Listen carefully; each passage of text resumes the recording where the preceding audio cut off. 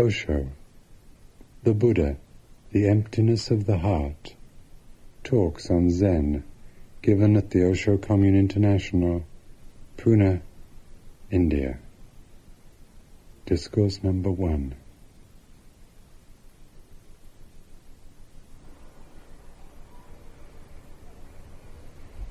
Beloved Bhagwan, Buko said, taking things easily and without forcing, after some time the rush of thought, outward and inward, subsides naturally, and the true face shows itself.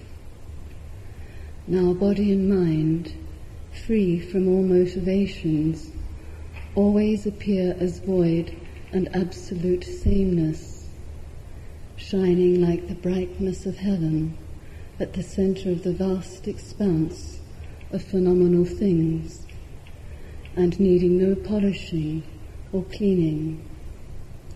This is beyond all concepts, beyond being and non-being. Leave your innumerable knowings and seeings and understandings and go to that greatness of space. When you come to that vastness, there is no speck of Buddhism in your heart, and when there is no speck of knowledge about you, you will have the true sight of Buddhas and patriarchs. The true nature is like the immensity of space which contains all things.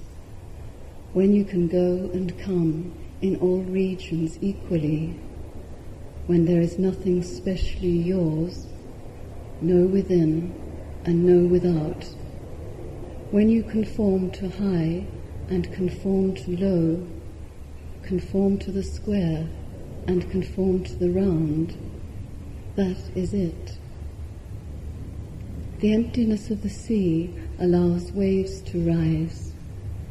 The emptiness of the mountain valley makes the voice echo. The emptiness of the heart makes the Buddha. When you empty the heart, things appear as in a mirror, shining there without differences between them.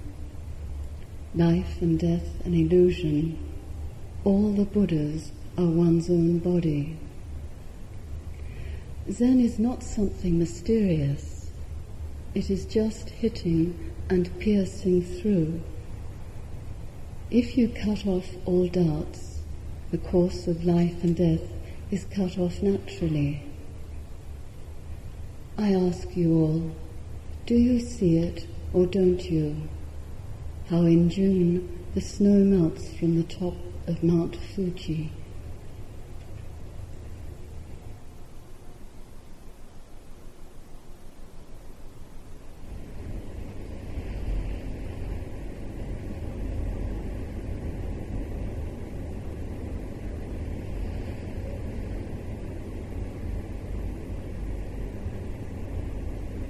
Manisha.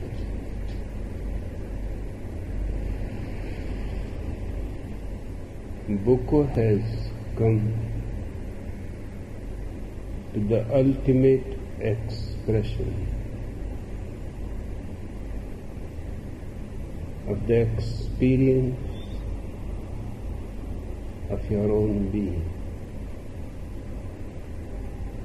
Very rarely a master has succeeded to such a point as Buko has succeeded in his statements. Listen carefully, because rarely you will meet a Buko again. Buko said, taking things easily and without forcing. After some time, the rush of thought, outward and inward, subsides naturally, and the true face shows itself. That's what I have been telling to you. To be a Buddha is not a difficult job. It is not some achievement for which you need a Nobel Prize. It is the easiest thing in the world, because it has already happened without your knowing. The Buddha is already breathing in you. Just a little recognition, just a little turning inwards, and that has to be done not forcibly. If you do it forcibly, you will miss the point. It is very delicate. You have to look inwardly, playfully, not seriously. That's what he means, taking things easily. Don't take anything seriously. Existence is very easy. You have got your life without any effort. You are living your life without any effort. You are breathing perfectly well without being reminded. Your heartbeat continues even in your sleep. So easy is existence with you. But you are not so easy with existence. You are very close-fisted. You want everything to be turned in an achievement. And enlightenment cannot be an achievement. That which you have already, how it can be an achievement?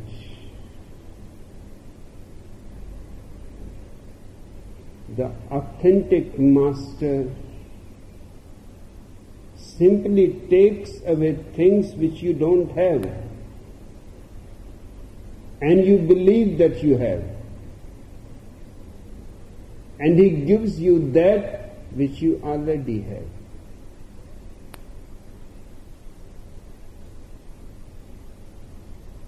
You are having many things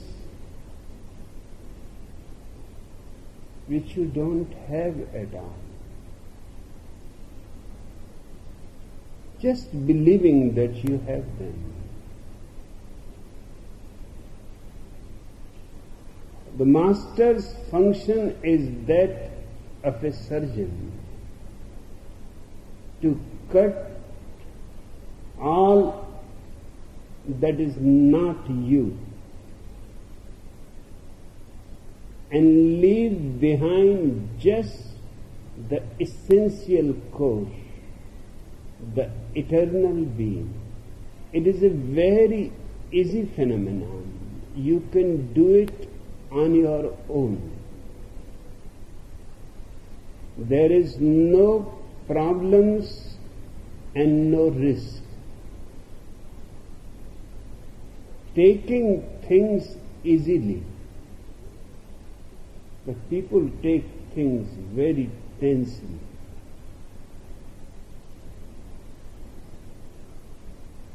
They take things very seriously. And that spoils the whole game. And remember, life is a game. Once you understand it as a game, a deep playfulness arises on its own account. The victory is not the point. The point is to play totally, joyously, dancing.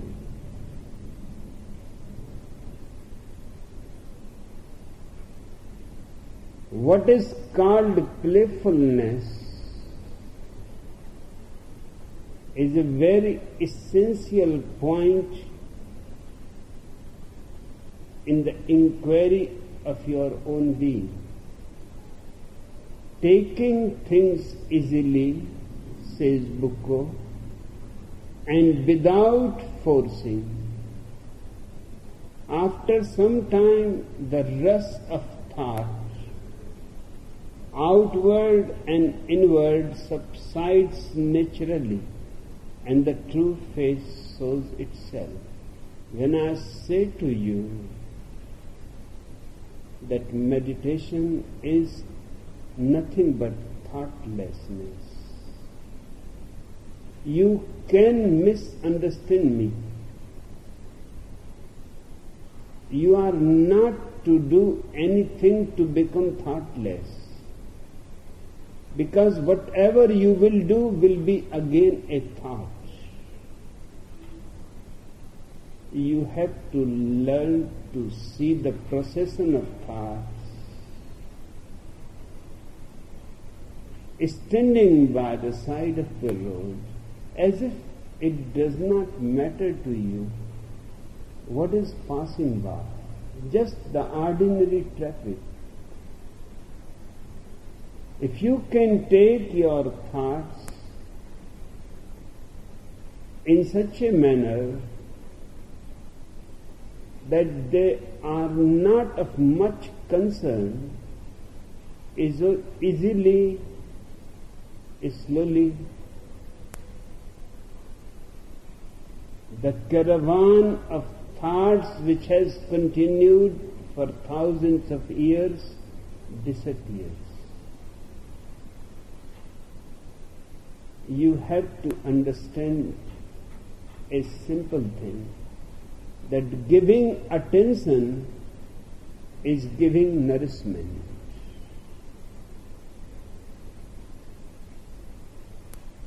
If you don't give any attention, remain unconcerned, the thoughts start dying on their own. They don't have any other way of energy, other source of life. You are their energy. And because you go on giving them attention seriously,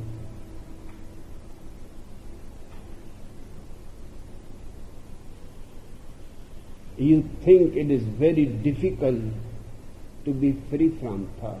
It is the easiest thing in the world, but it has to be done in the right way. The right way is just stand by the side. The traffic goes on. Let it go. Don't make any judgment of good and bad. Don't appreciate. Don't condemn. That is what is meant to be easy. It is all okay.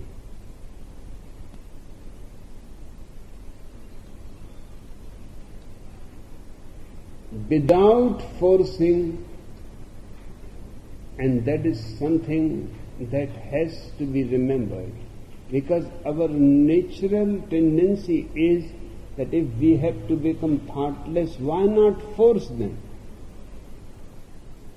Why not throw them out? But by the very act of forcing them, you are giving them energy. You are giving them nourishment. You are taking note of them. And you are making them important, so important that without throwing them, you cannot meditate. Just try to throw any single thought, and you will see how difficult it is. The more you throw it, the more it bounces back.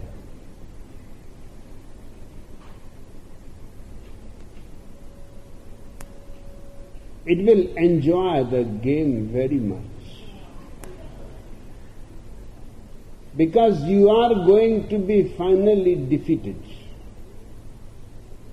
You have taken a wrong route.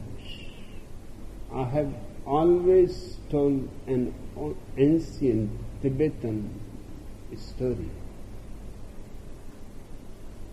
A young man was very much interested in the esoteric, in the mysterious. He found a saint who was known to have many secrets, but it is very difficult to get any secret from him. He said, I will see. I will devote my whole life into his service, but I will get the secrets, the mysteries. So he remained with the old saint. The old saint told him that you are unnecessarily wasting your time. I don't have anything. I am just a poor old soul. Because I don't speak, people think I am keeping some secrets. And I don't have anything to speak, so I remain silent. But the man said, I cannot be persuaded so easily. You will have to give me the secret which opens the door of all the mysteries. Tired of the young man, because 24 hours he was there, the old poor saint has to arrange for his food, has to ask somebody to take care for his clothes. The winter is coming, he will need more clothes. It has become a burden. Finally, the old man got fed up. He told the young fellow that today I am going to tell you the secret.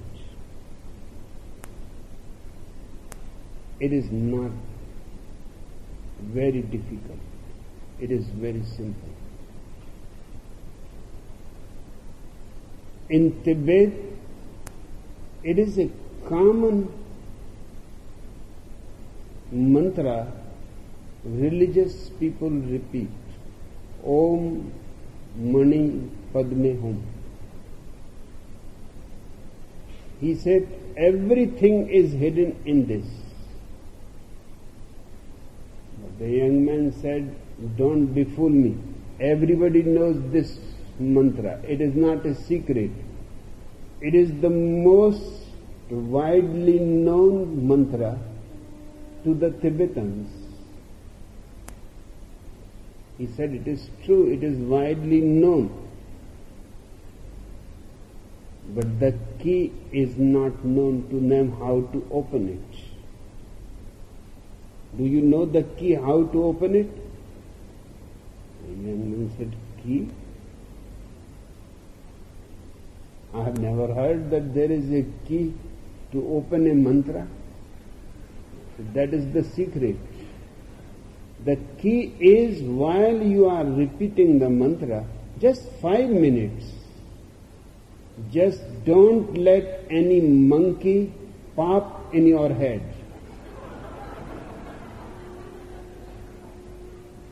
He said, you seem to be an old idiot. In my whole life I have never thought of a monkey. Why should I thought?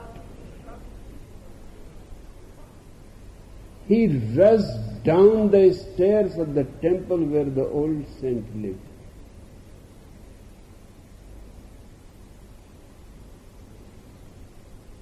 But strangely, even though he is not reciting the mantra, monkeys started coming, giggling. He will close his eyes and they will be there. He will run this side and they will be there. They were not outside, they were inside his head. And slowly the crowd was becoming big. As far as he can see, only monkeys and doing all kinds of circus. He said, my God, this is the key. I am finished. I have not even started the mantra. But he said, let me take a good bath and get rid of all these monkeys. But the more he pushed them, the more they jumped towards him. He took the bath, he burned the incense, he sat in a religious lotus posture. But whatever he was doing, monkeys were watching from every side. He said, it is strange, monkeys have never visited this house. He could not repeat the whole night he tried. He could not repeat this simple mantra, Om Mani Padme Hum, without monkeys jumping in. By the morning he was so tired. He said, that old saint, I will kill him. What kind of key? In the morning he rushed to the old saint and said, please take your key. I am almost mad. He said, that's why I was not telling anybody, because the key is very difficult.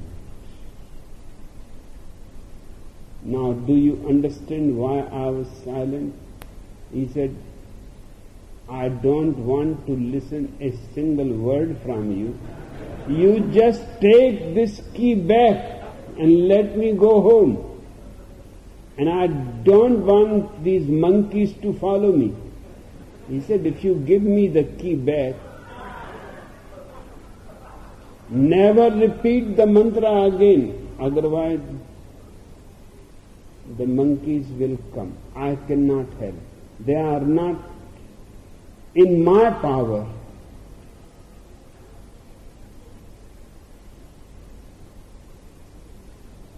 He dropped the mantra, he dropped the key, he descended the same steps, and there was no monkey at all. He closed his eyes and there was no monkey. He looked all around and there was no monkey. He said, it is strange. He tried just once on the way. What happens when he said, Om Mani Padme Hum, and closed his eyes, and all they were coming from all directions.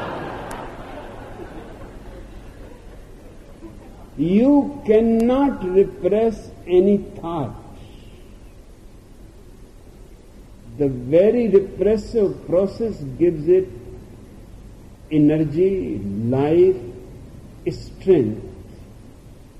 And it weakens you because you become a defeated partner in the game. The easiest thing is not to force, but to be just a witness, If a monkey comes, let him come. Just say hello.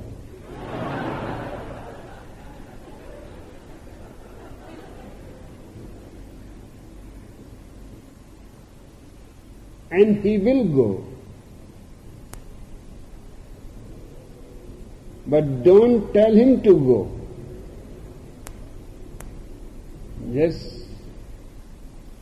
be a witness that a monkey has come, or 1,000 monkeys have come. What does it matter?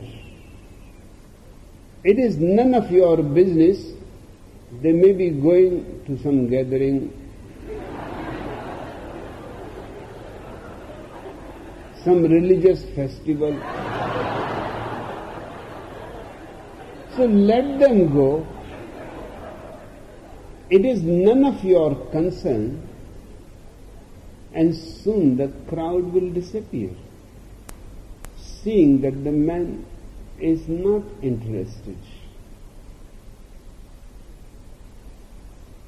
All your thoughts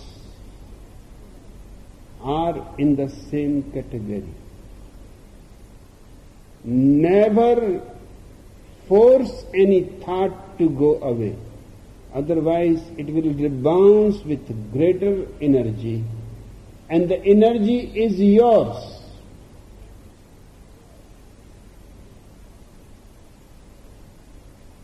And you are on a defeating line. The more you will throw it away, the more it will come. Hence, what Buko is saying is the only way. I say the only way to be thoughtless. Don't pay any attention. Just remain silently watching. All kinds of things, monkeys and elephants.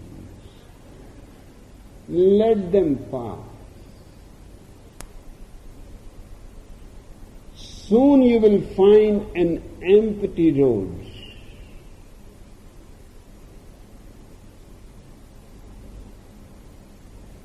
And when you find an empty road, you have found an empty mind naturally.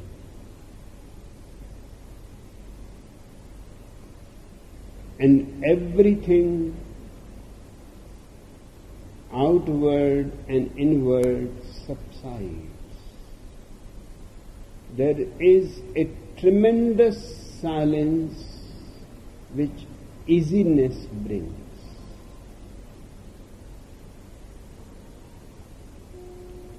Now body and mind, free from all motivations, always appear as void and absolute sameness.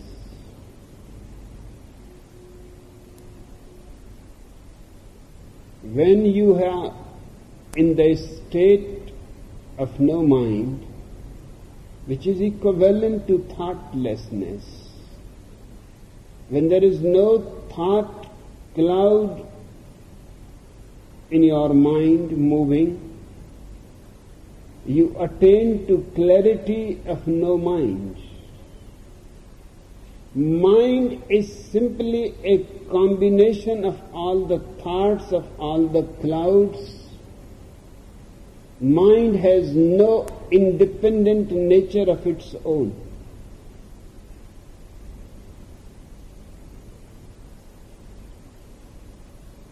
When all the thoughts are gone and the sky is clean and clear,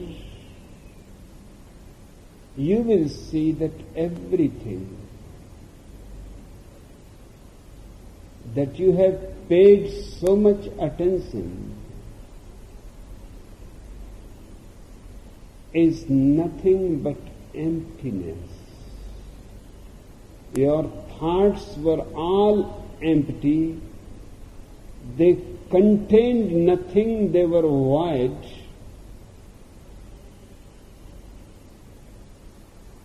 whatever you thought they contained was your own energy. You have withdrawn your energy, just an empty cell of the thought falls down. You have withdrawn your identity,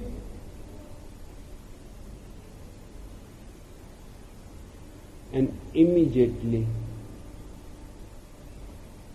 the thought is no more alive. It was your identity that was giving it life, force,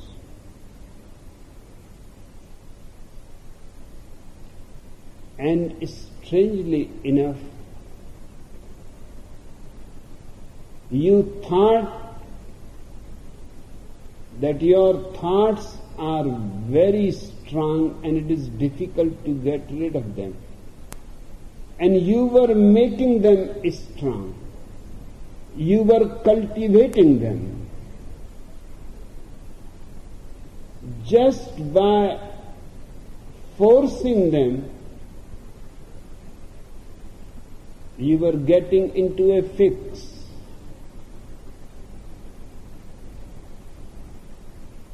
I agree with Buddha.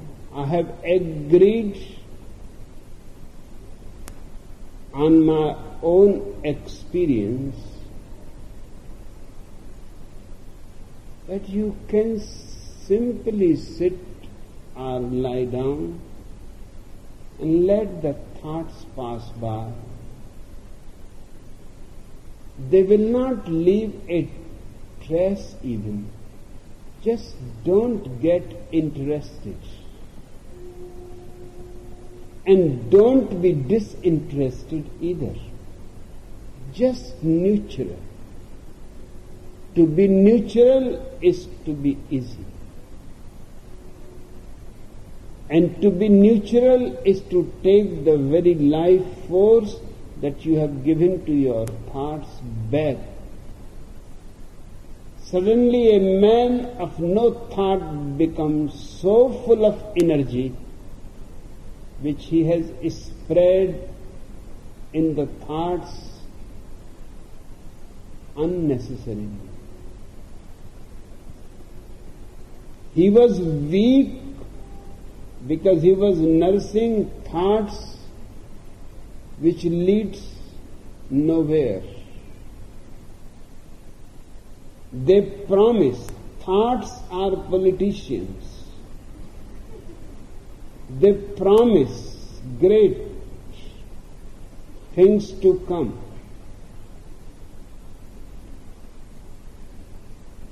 But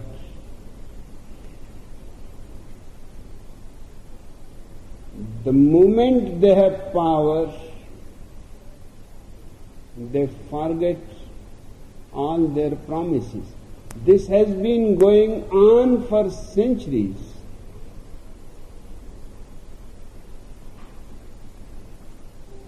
Those promises are just seductive.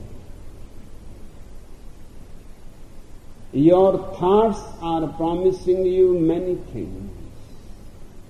You can be this, you can be that.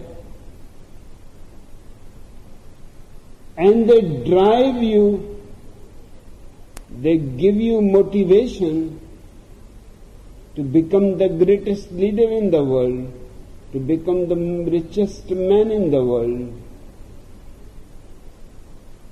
They drive you into ambitions. They become your masters.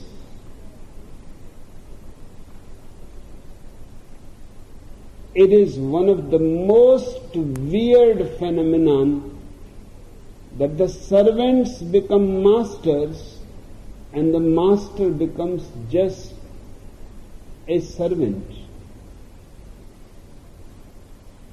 The moment you take your energy back, you become a tremendous force.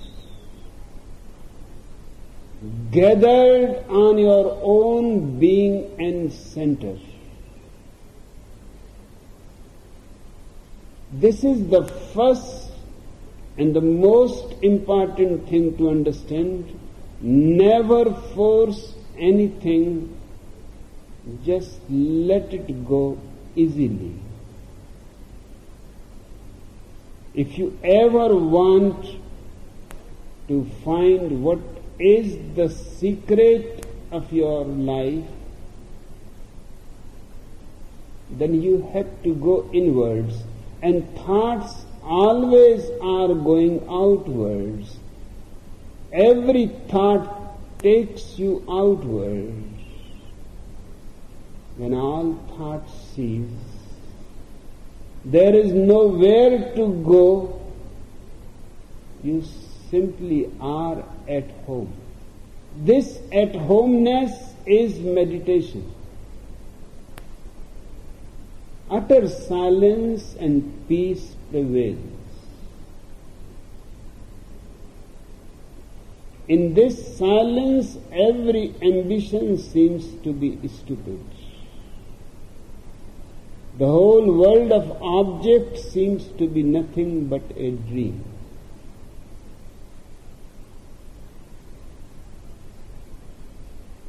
And your own being shines in its brightness of heaven at the center of the vast expanse of phenomenal things, and needing no polishing or cleaning.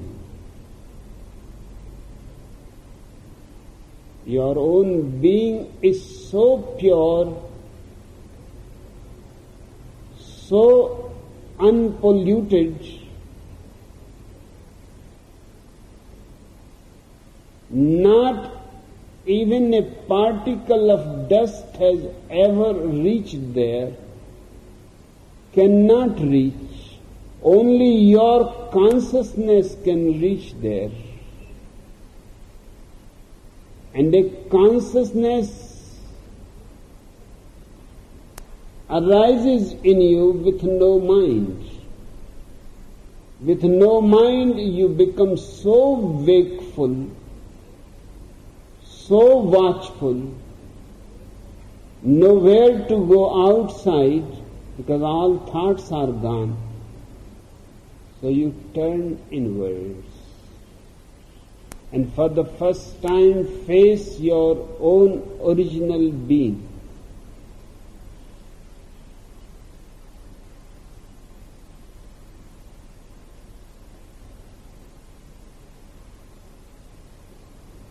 This is beyond all concepts. What you are going to face in your meditation is beyond all concepts. This is a very pregnant statement. Beyond being and non-being.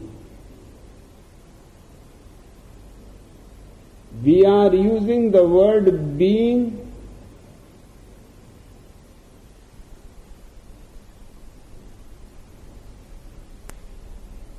because you will not be able to understand while your thoughts are there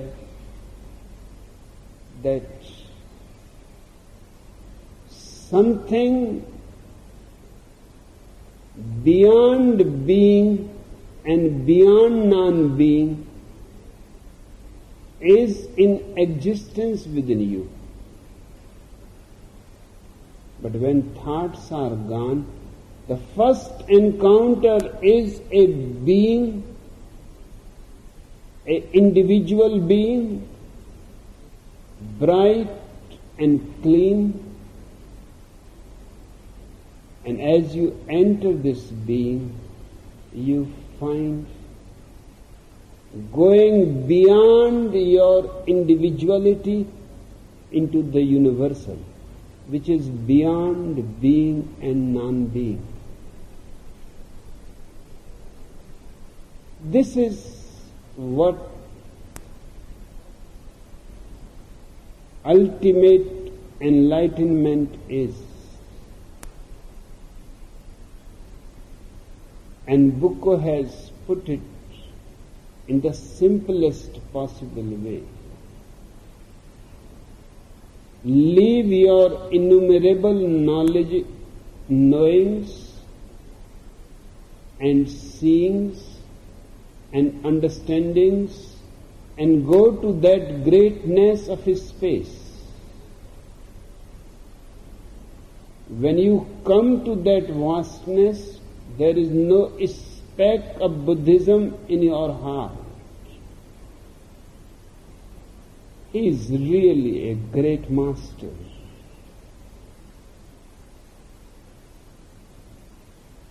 His love to Buddha is great, but that does not mean that he is a follower of Buddha.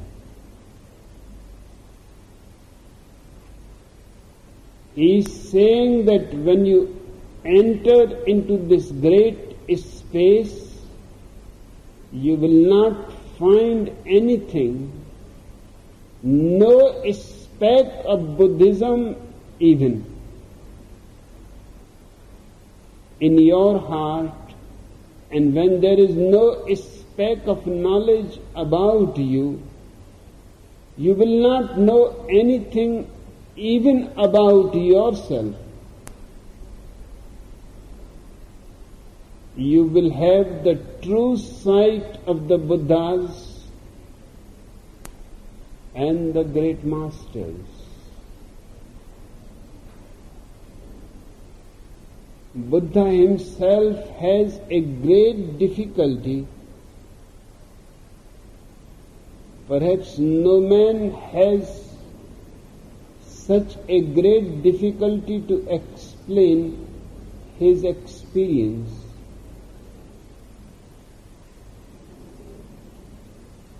In this country,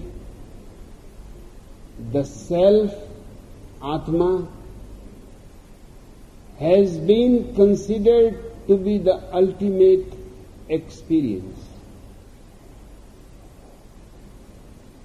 The two other religions of this country, Hinduism and Jainism, both have emphasized that to know yourself is all. There is nothing beyond it. Now Buddha was going against the whole India's traditions, saying that the self is only a door to no self. Don't stop at the door.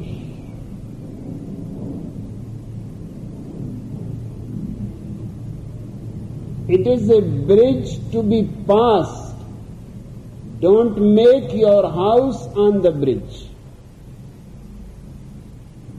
Because a vaster universe is ready to welcome you if you can leave this small idea of yourself. What is this self that you go and carry, that all the traditions of this country and other countries think so much of it?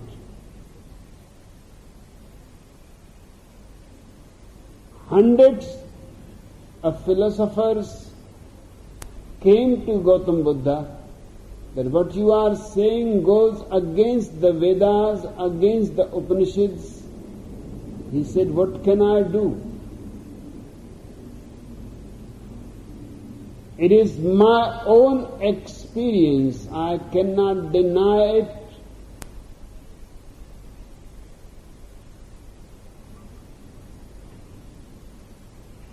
The self has to be transcended.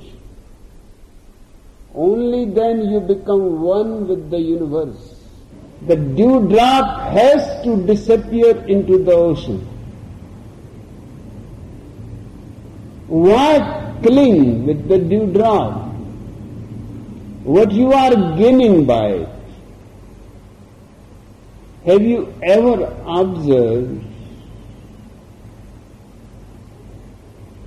All the religions teach you should liberate yourself from misery, from sin.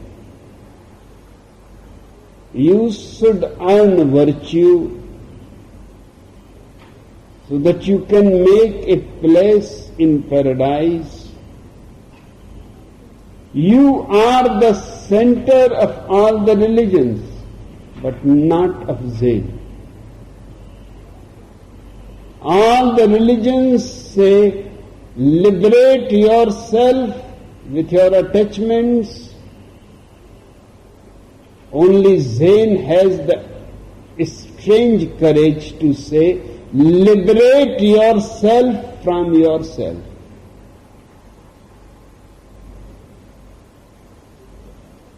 Liberating yourself from your attachments is a child's play. The real, authentic seeker finally liberates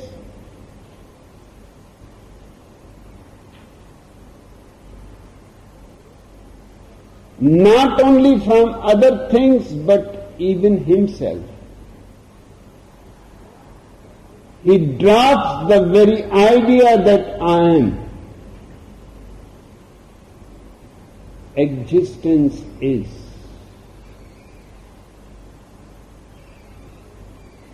Looked at this point, it can be said you are the center of all misery.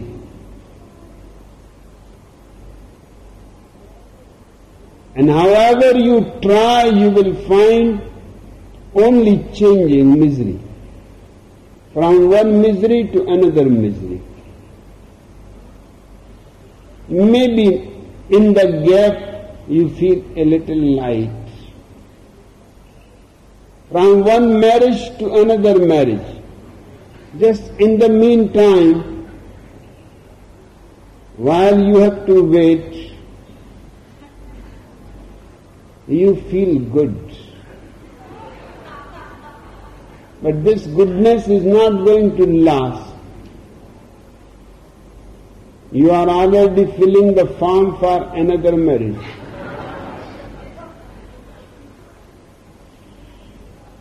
You are the problem. All other problems are just your children.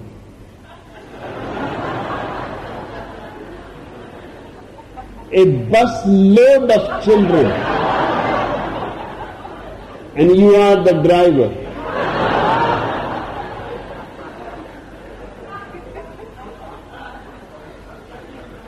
Buddhism particularly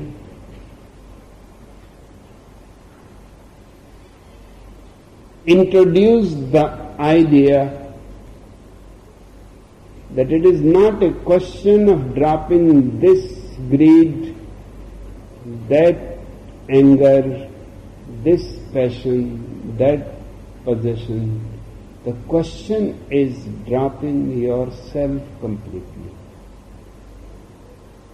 Disappearing into the universal energy from where we have arisen. In India, he was not understood.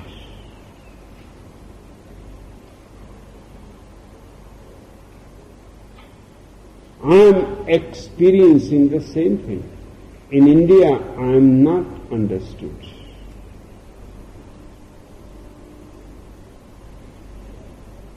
Because India has been for 10,000 years or more believed in the self as the ultimate value. Self is not the ultimate value. What you are going to do with the self when you find?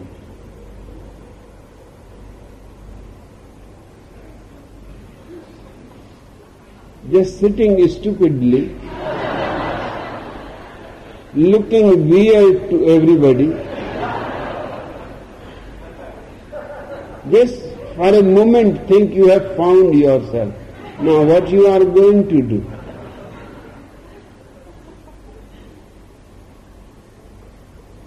And remember, once you have found it, you cannot escape from it. It clings like German glue.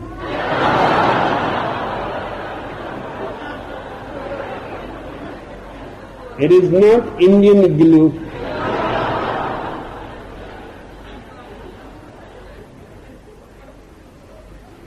Buddha took a tremendous step in the world of consciousness when he said the self is only a stepping stone.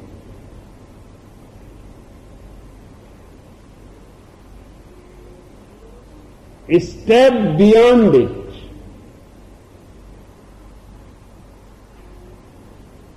And going beyond it,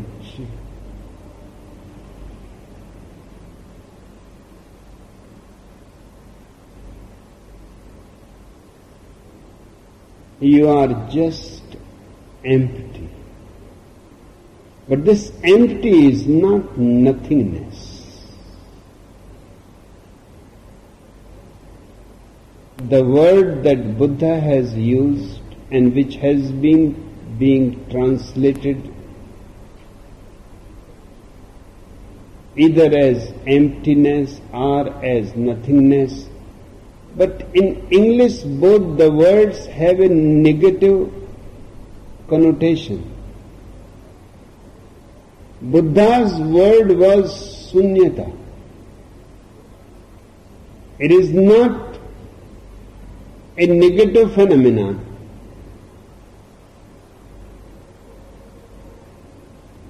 Bucco gives it perhaps the best expression I have come across.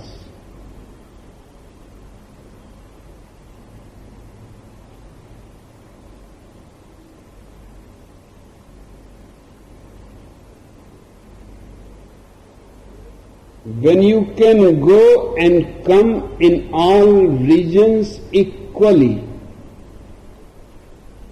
when there is nothing especially yours, no within, no without, when you conform to high and conform to low, conform to the square and conform to the round, that is it.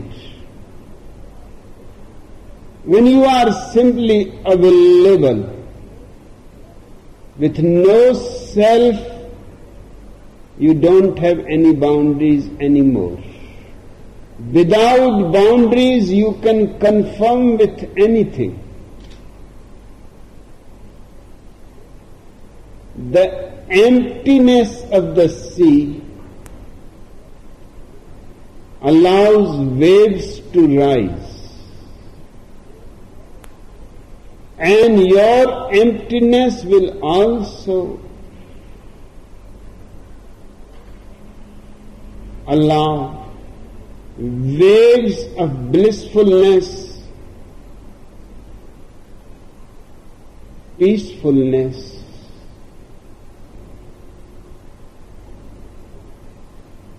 splendor, an unknown glory. You are at the highest peak available to any consciousness. But all these are still waves according to Bucco.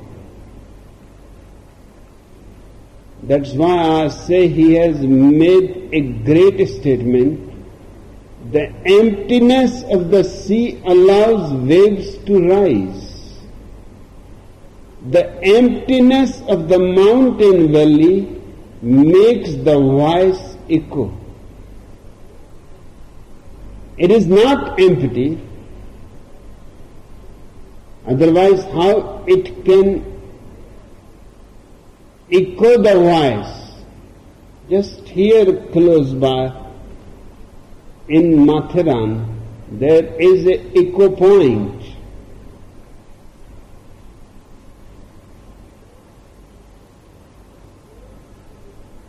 A very clear echo point. I have seen other echo points in other mountains also. Whatever you say, it simply repeats. The whole valley, if you bark like a dog, the whole valley barks like a dog. If you sing a song, the whole valley sings the song. Its emptiness allows it to conform to anything. And Bukkho is saying that when you are utterly empty of being and no being, of mind and no mind, when you are just immersed into the universal, it can be said from one side that you are empty, but from other side you are too full. Now you can conform to anything. You can be the moon, you can be the rose, you can be the clouds, or you can just remain the empty sky. For the first time you are free to be anything you want. For the first time your emptiness allows you to experience existence from different corners. It is a vast phenomenon. We know only small parts of it because our selfness creates a boundary. We cannot go beyond the boundary.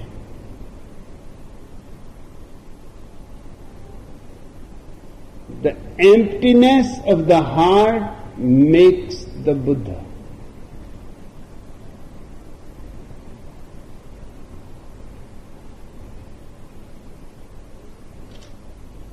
Once your heart is empty,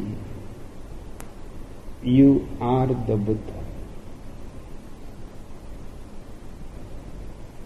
Serene, silent,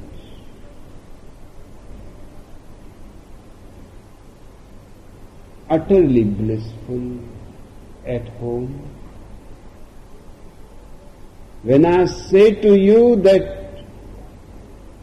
you are a Buddha, I mean it. Just you have to recover from your dreams, afflictions, addictions. Just you have to penetrate deeply to the point where even the self starts disappearing and the door opens to the vast, to the infinite. To be a Buddha is the ultimate experience of joy, of eternity, of immortality. freedom and liberation. And nobody else can do it for you. It is simple that you have to do it yourself.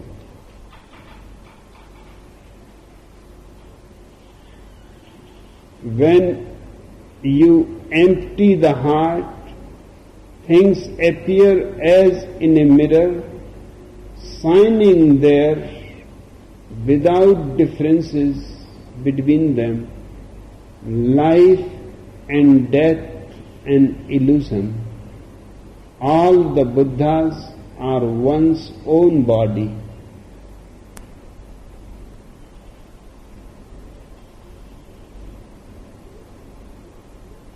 Zen is not something mysterious. It is just hitting and piercing through.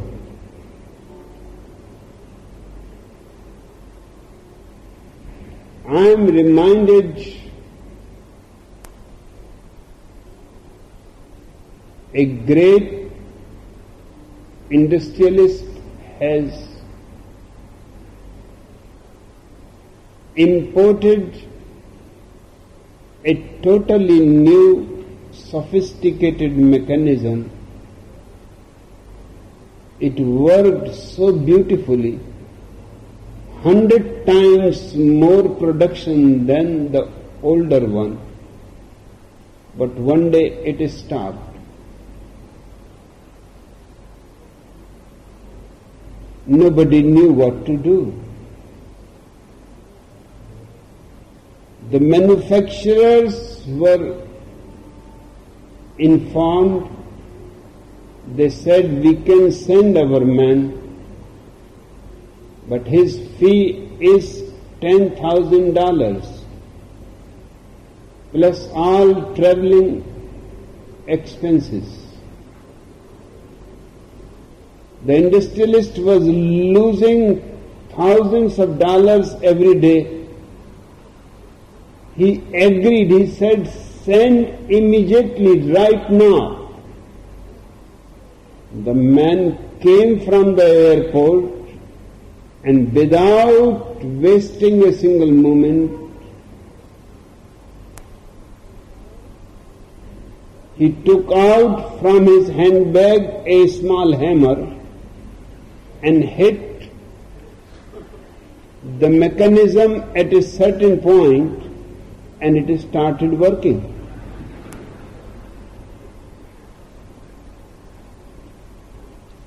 The owner of the industry says, but this is too much.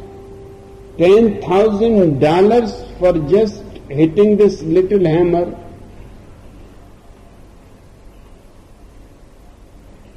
The expert says no. For hitting the hammer, even $1 will do. The real thing is where to hit.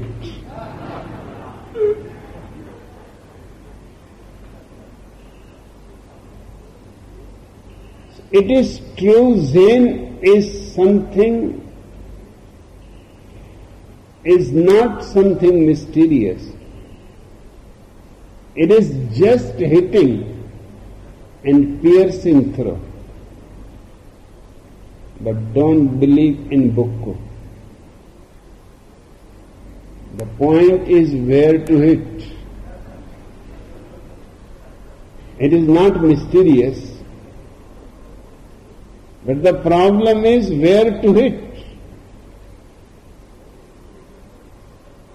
Once you hit it at the right time, at the right place, it is really very simple. There is nothing mysterious about it.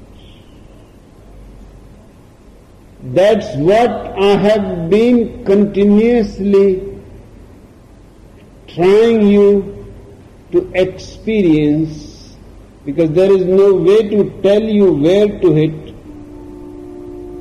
Everybody has to find the place, going deeper into himself seeing from where the light is coming, from where the life is coming, then moving in that direction without any fear. This is what he means by hitting and piercing through. Then don't stop. It will be very beautiful. Even in the beginning, the moment you see your light, your life source, it will have a tremendous beauty and a desire to stop, that you have come. Don't do that. Much more lies ahead until you are finished completely. When you look all around and you don't find yourself,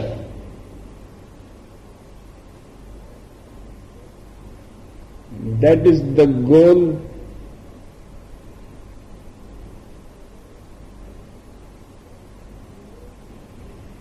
This beyond is the Buddha. If you cut off all doubts, the course of life and death is cut off naturally. I ask you all, do you see it or don't you? How in June the snow melts from the top of Mount Fuji. He's saying just as in June the snow starts melting from Mount Fuji, so simply without making any fuss, as the June comes, the snow does not say, wait a little, I am engaged into something else, that I have to wait a little. No resistance, no delaying, no postponing. As the June comes, the snow starts melting. So when you reach to the point where you feel this is my center,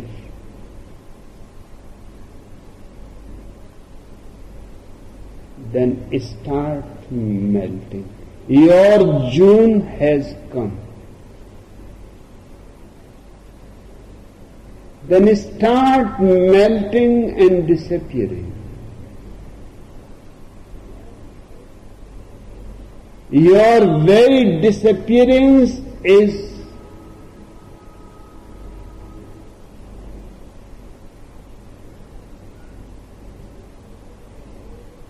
making you the whole universe. Buddha has said that when I disappeared, I saw stars within me, sun rising, sunset, full moon nights, everything within me, not without me. It was my boundary that was keeping them out. Now the boundary is no more there. Everything has fallen in. Now I am the whole.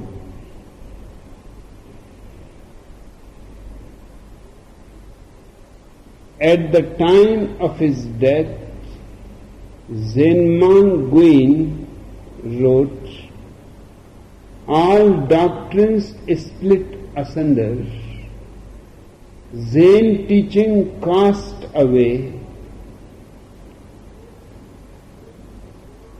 80 years and 1, the sky now cracks and falls, the earth cleaves open, in the heart of the fire lies a hidden spring. When all is dropping and disappearing, in the heart of all this disappearance is hidden your spring. From this point you will start growing new flowers that you have never seen before.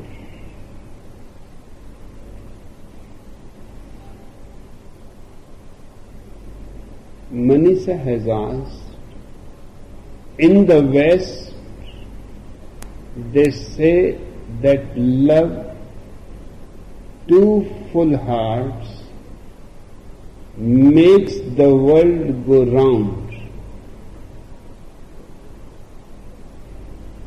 Judging by the causality rate, full hearts don't seem to be the answer. What is the world of the empty heart of Zen? In the first place, whatever is said in the West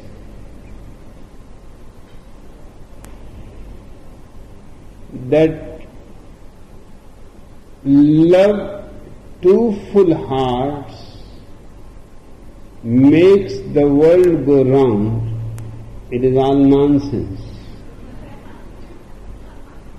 Whether you are here or not, the world will continue to go round.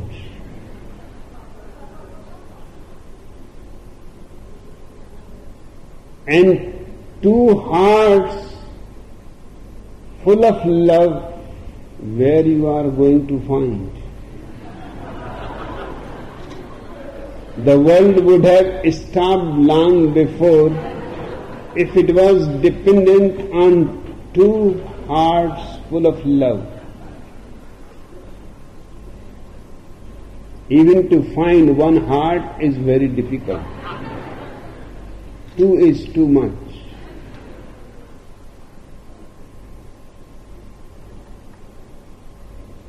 But those are just mass mind oriented proverbs.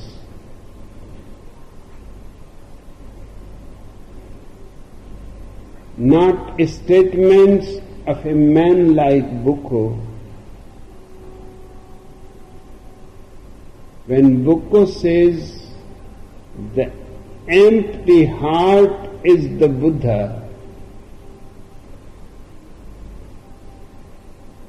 he is talking about a very authentic experience.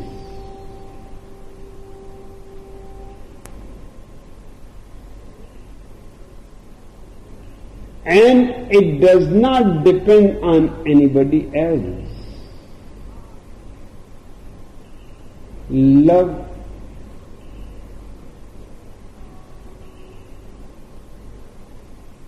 is both a joy and a misery, because two are involved.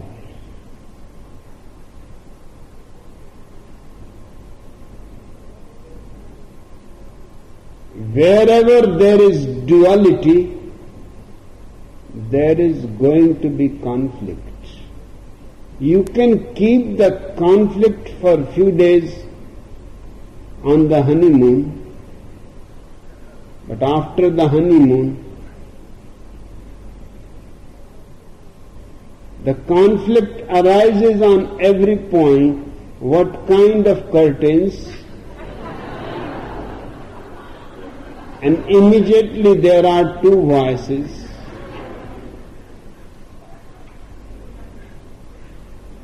What kind of carpets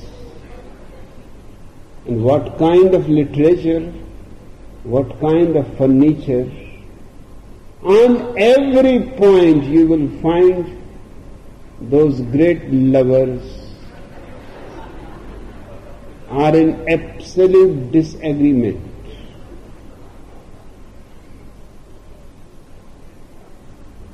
There is the beginning of real love, which always ends in a divorce.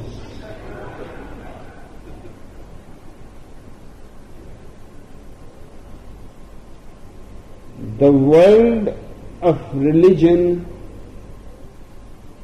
is not the world of duality.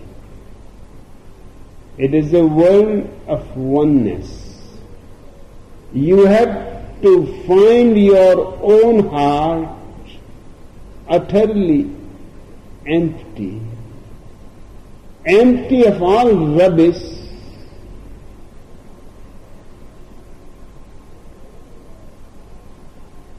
and when your heart is empty of all rubbish, you are the Buddha. And there is no other experience which goes beyond it.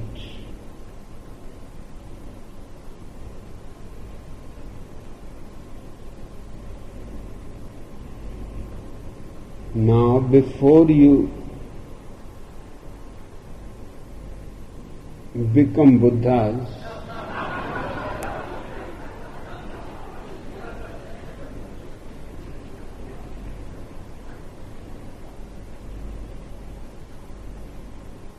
few laughters, because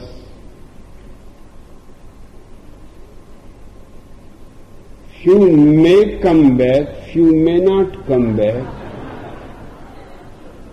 Those who will come back, they will celebrate. But those who will not come back from this great inner journey, for them some laughters as a goodbye.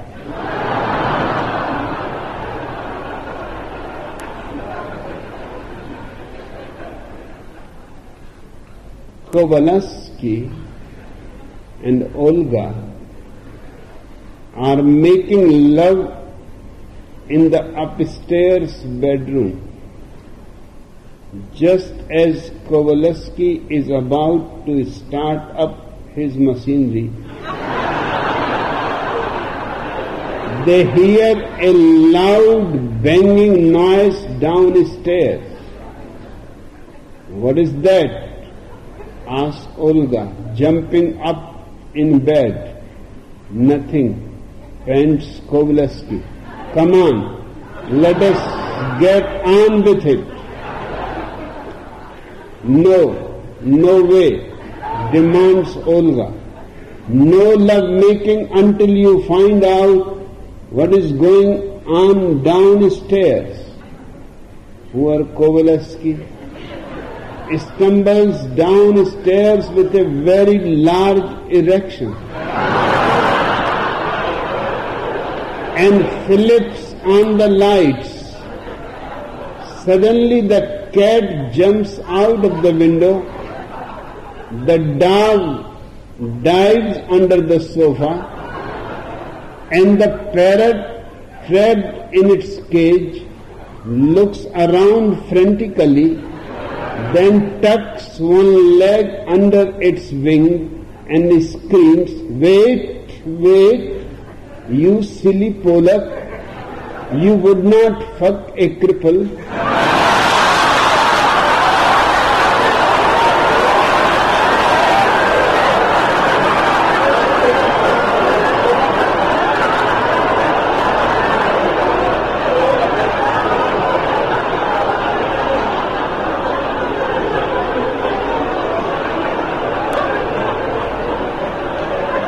Terence and Mrs.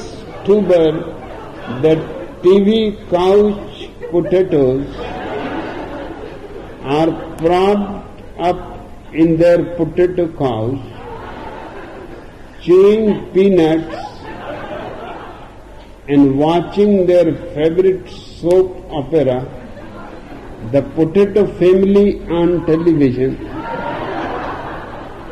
When the doorbell rings, Chip the dog starts barking, and Terence looks around at it and accidentally pops a peanut into his ear.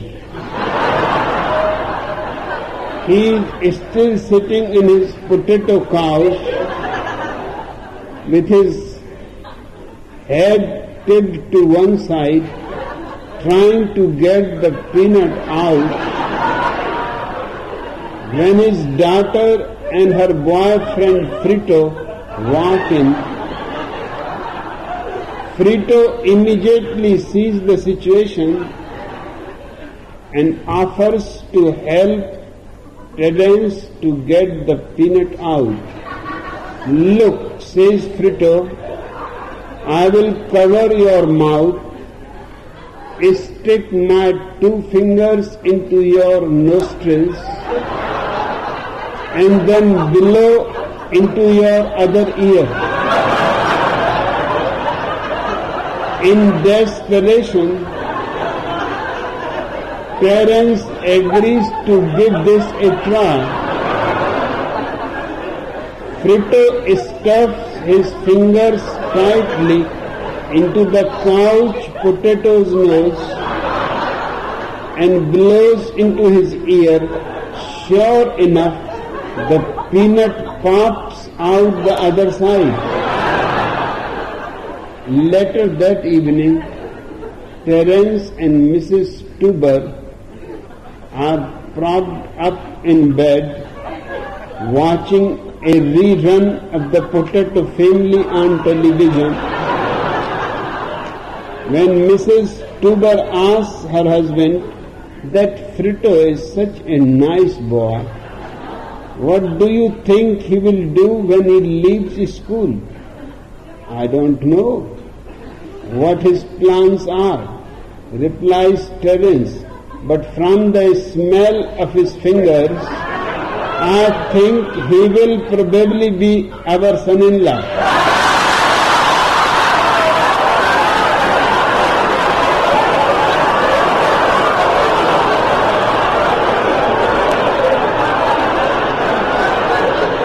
Amen, says Swami Haridas to his friend Stonehead Niskriya. "How come you got home so early from your date with papaya pineapple last night?" "Well," explains Stonehead, "after dinner we went back to her apartment. We sat on her bed listening to music, talked for a while, and drank some herb tea. Then she slowly undressed, pulled back the bed covers, lay down, reached over me, and turned out the light." "So," asked Haridas, "what happened?" "Well, I can take a hint," replies Stonehead, "so I went home."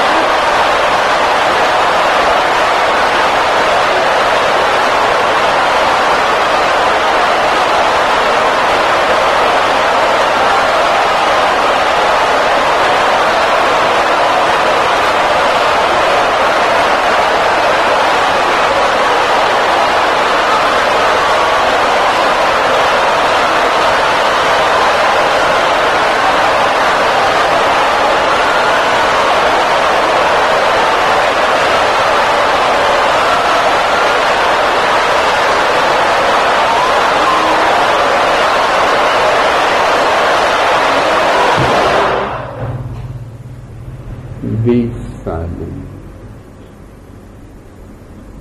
Close your eyes.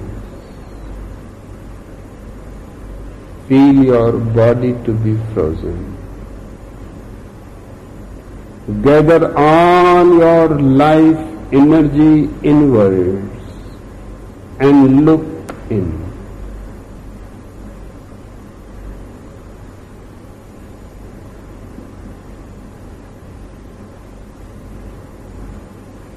Deeper and deeper.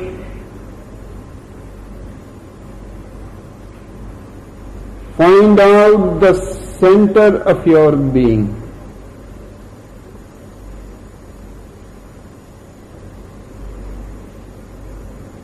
Finding the center of your being is the door that leads you beyond yourself, that makes you a Buddha.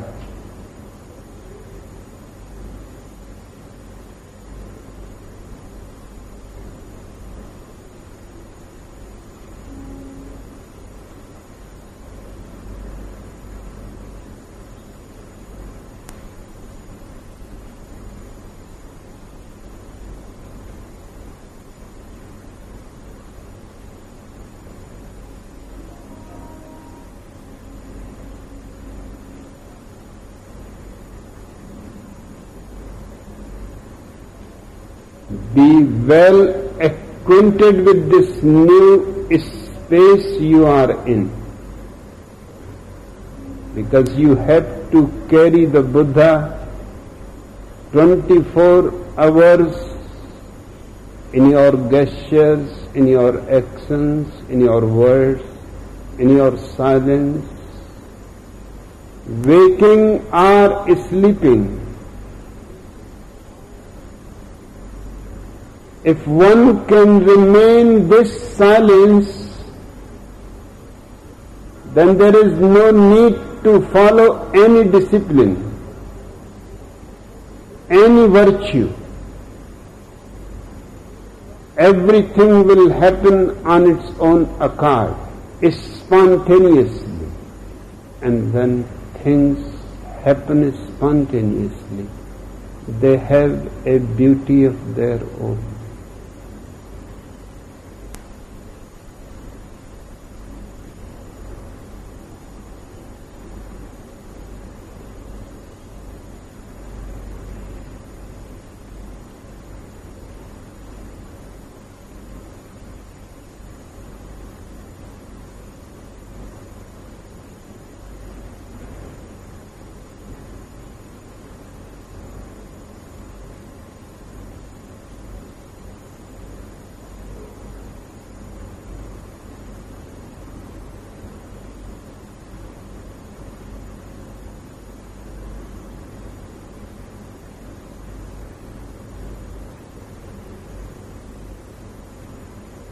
It is a blissful moment.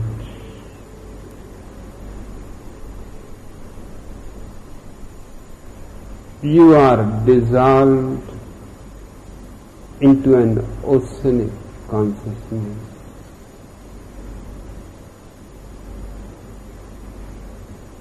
You are at home.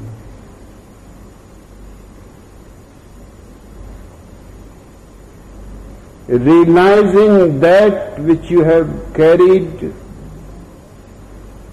since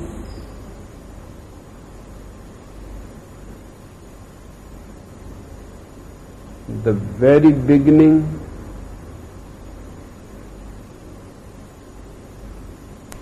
for thousands of lives, but have never looked into it.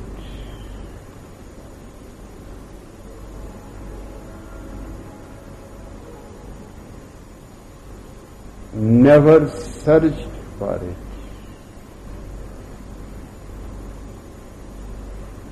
Have taken it for granted.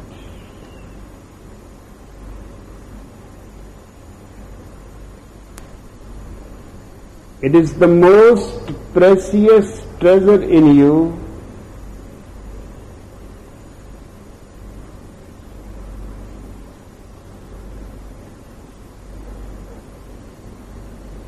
It is the whole universe falling in you.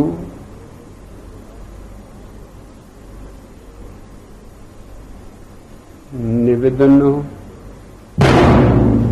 To make it clear, relax and just watch the body, the mind.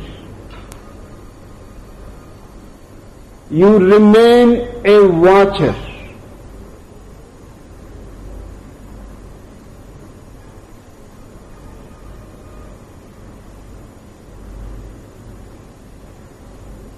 Just a watcher.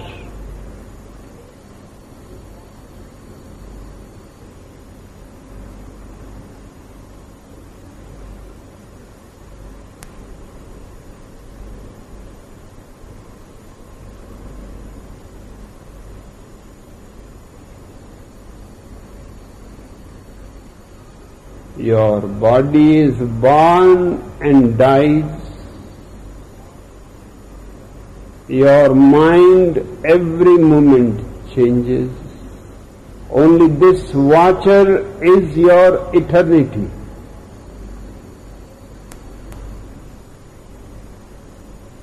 Remember it.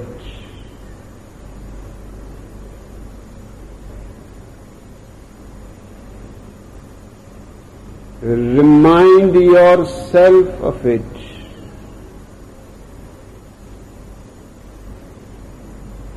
And slowly, slowly make it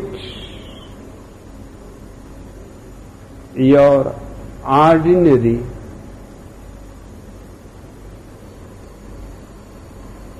simple life experience. Just like breathing.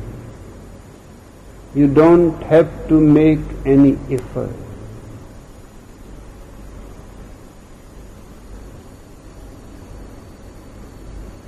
When your Buddha is so spontaneous,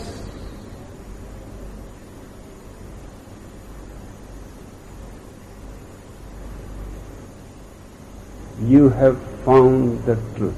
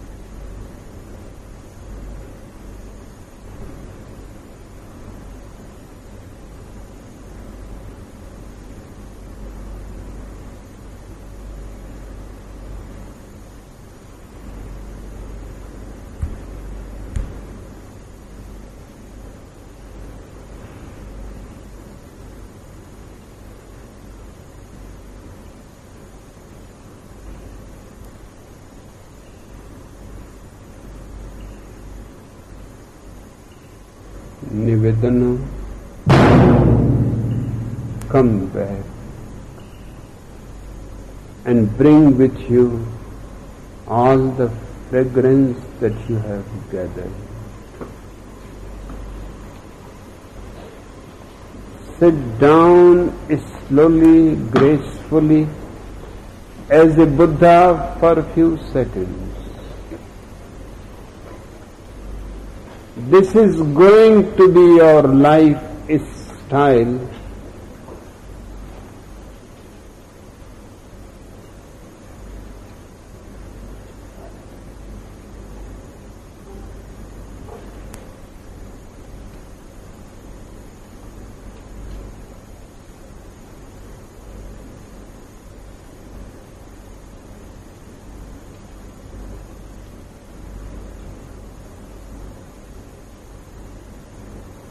I don't want any followers. I want everybody to be a Buddha, a master unto himself.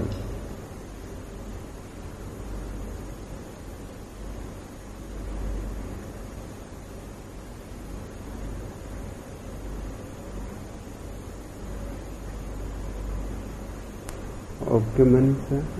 Yes, Bhagwan. Can we celebrate the Buddha? Yes, Bhagwan. Love the one, see where the eagles fly. Love the one, makes me high. Love the one, see where the eagles fly. Love the one, makes me high. Your love the one, your love the one, makes me where the eagles fly.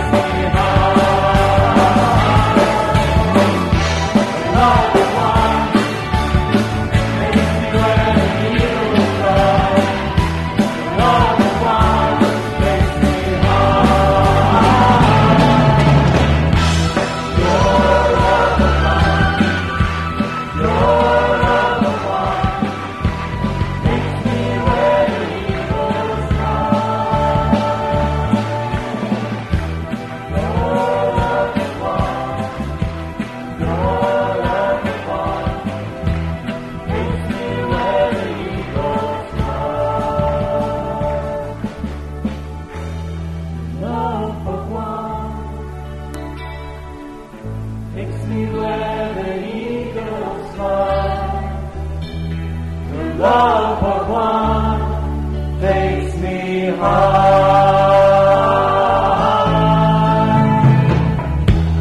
The love of one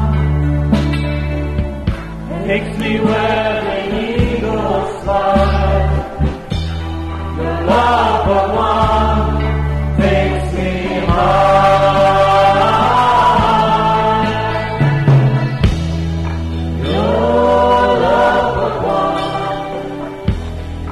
Your love of one takes me where the eagles fly.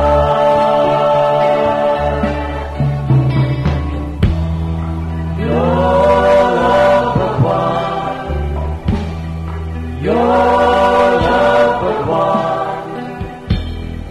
takes me where the eagles fly.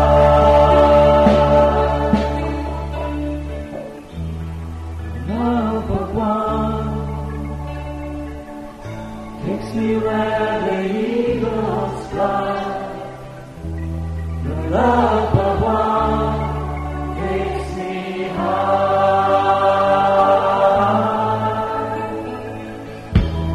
The love of one takes me where the